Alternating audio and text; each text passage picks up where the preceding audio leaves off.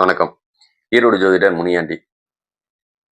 ஸ்ரீ கிருஷ்ணா ஜோதி நிலையத்திலிருந்து. நம்ம தினம் ஒரு 11 ஜாதக கணக்குல ஜோதிட விளக்கங்கள பார்த்துட்டு இருக்கோம். அதுல இப்போதைக்கு 4வது ஜாதகமா பார்க்கலாங்க. அதாவது 7/11/1993ஆம் ஆண்டு பிறந்த ஜாதகத்தோட பலன்கள பார்க்கலாம். நீங்க பிறந்து 32 வருஷத்த பூர்த்தி பண்ணியிருப்பீங்க. நீங்க பிறந்தது ஞாயித்துக்கிழமை. அதாவது தேய்பிறை அஷ்டமி திதியில நீங்க பிறந்திருப்பீங்க. ஆயில்ய நட்சத்திர கடக ராசியில பிறக்கிறவங்களுக்கு சந்திராசிரமமா அமையக்கூடிய ராசின்னு பார்த்தோம்னா கும்பராசி சந்திராசிரமமா அமையும். T2 டேட்டோ இந்த பெயர் நாமம் கொண்டவங்களுக்கும் இந்த பலன் பொருந்தும் அப்படிங்கிறதையும் எடுத்துக்கலாம். உங்களுக்கு உண்டான குபேர புள்ளி ஆயில்ய நட்சத்திர கடகராசிலேயே, அதிர்ஷ்ட புள்ளி ஹஸ்த நட்சத்திர கன்னிராசிலேயும் அமையக்கூடிய அமைப்பு நல்லா இருக்குங்க. ஆயில்ய நட்சத்திரத்துல ஒரு ஆணோ பெண்ணோ பிறந்தாங்க அப்படின்னு சொன்னா திருமண வாழ்க்கை கொஞ்சம் பாதிக்கப்படும். இல்லைன்னா பொண்ணு நம்பி கொடுக்க மாட்டாங்க அப்படின்னு சொல்லுவாங்க. நீங்க தான் அன்புக்கு சொந்தக்காரங்க அப்படிங்கிறது எடுத்துக்கலாம். சந்திரன் உங்களுக்கு பலமா இருக்கிறதுனால மனம் சம்பந்தப்பட்டது பார்த்தீங்கன்னா நிலை இல்லாம இருக்கு. சந்திரன் பலமா தான் இருக்கிறாரு. நிலை இல்லாம இருக்கிறாங்க அப்படின்னா, உங்களுக்கு எதுவுமே பத்தாதுங்க. ஏன்னா, அந்த மனம் பலமா இருக்கிறதுனால, நம்ம கூட இருக்கிறவங்க நமக்காக இது செஞ்சுருவாங்கங்கிற அந்த எண்ணத்த உங்களுக்கு அபிலாஷைகள் அதிகப்படுத்திக்கிட்டு இருப்பாங்க அப்படிங்கிற காரணத்தையும் நீங்க புரிஞ்சுக்கணும். ஆயில்ய நட்சத்திரத்துல நீங்க பிறந்தீங்க அப்படின்னா, புதனோட தசாபுத்திய ஃபர்ஸ்ட் அனுபவிச்சிருப்பீங்க. அதுக்கப்புறம் கேது தசையும், இப்போதைக்கு சுக்கிர தசையும் ஓடிட்டு இருக்கக்கூடிய அமைப்பு. இந்த சுக்கிரன் பார்த்தீங்க அப்படின்னு சொன்னோம்னா, தனுசு லக்னம், மீன லக்னம் இந்த 2 லக்னத்துக்கு அவங்க பாதகமா அமையக்கூடிய அமைப்பை இது ஏற்படுத்துவாங்க. அவங்கெல்லாம் கொஞ்சம் கவனமா இருக்கிறது சிறப்பு. இந்த 2 லக்கணத்துக்காரங்க முழுசா கவனமா இருக்கிறது சிறப்பு. மத்த லக்கணத்துக்காரங்களுக்கெல்லாம் சுக்கிர தசை யோக திசையா மாறக்கூடிய அமைப்பு. அதனாலதான் சுக்கிரன் வந்தா யோகம் வரும் அப்படின்னு சொல்லுவாங்கல்லங்க. அதுல ஒரு சில பேர் பாதிக்கப்படுறதுல தனுசும் மீனமும் பாதிக்கப்படும் அவ்வளவுதான்.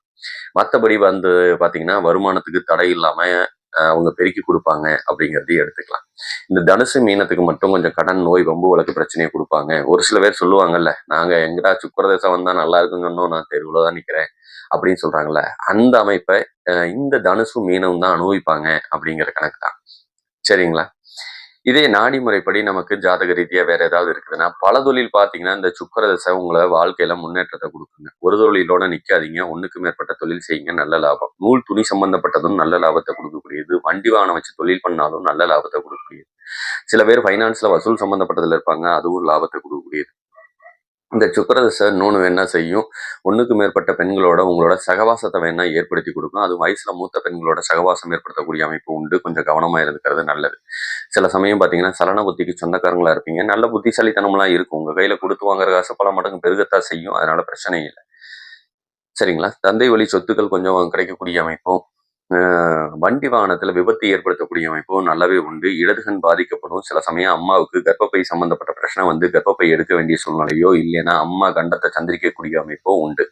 உங்களுக்கு செரிமான கோளாறு சம்பந்தப்பட்ட பிரச்சனை, குடல் சம்பந்தப்பட்ட பிரச்சனை இதெல்லாம் ஏற்படுத்தக்கூடிய அமைப்பு உண்டு. பெண்களா இருந்ததுன்னா கர்ப்பப்பை சம்பந்தப்பட்ட பிரச்சனையும் கொடுக்குங்க.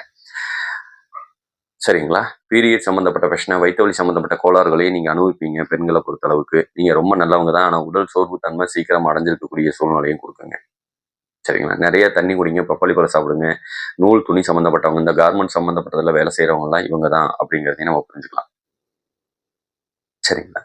இப்ப கோச்சாரப்படி எங்களுக்கு ஏதாவது சுப பலன்கள் உண்டா? அப்படின்னு நீங்க கேட்டீங்க அப்படின்னு சொன்னோம்னா, நகை இல்லாதவங்க நகை எடுத்தா நல்ல லாபத்த குடுக்கக்கூடிய அமைப்பு நல்லா இருக்குங்க.